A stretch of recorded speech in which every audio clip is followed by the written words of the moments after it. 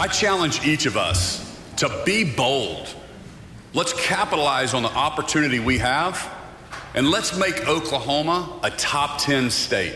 Governor Stitt kicked off the new legislative session today with the annual State of the State address. The 14-page speech comes as Oklahoma voters look to consider whether the governor deserves a second term.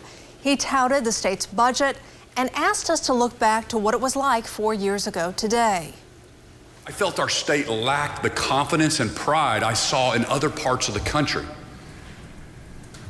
Because of our great work together, Oklahoma's turnaround is well underway.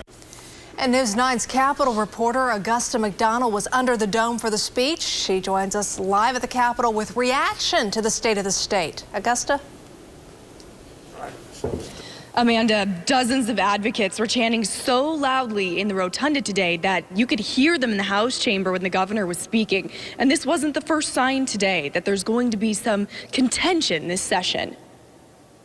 Firefighters removed flags hanging near the Capitol this morning saying "Free Julius" and "Stitt's failed state." Those messages hung by protesters. While inside the Capitol, Democrats raised concerns about not just things they heard, but what they didn't hear.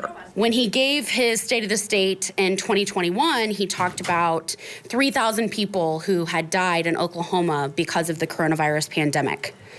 There have been over 10,000 additional deaths since that point, but we heard no mention of that in today's speech. Norman Democrat Emily Virgin, who leads the Democrats in the House, also called for more oversight when it comes to education funding. Legislative Black Caucus leadership talked about key issues for their caucus, including criminal justice reform and infrastructure changes. Tulsa Democrat Monroe Nichols also noticed the governor left out several things that he was looking for. Nothing about how we're going to close equity gaps, nothing about how we are going to make sure that we are not just creating more businesses, more business owners, but what does it look like for Black business owners? Tribal leaders also listened closely to the governor's speech.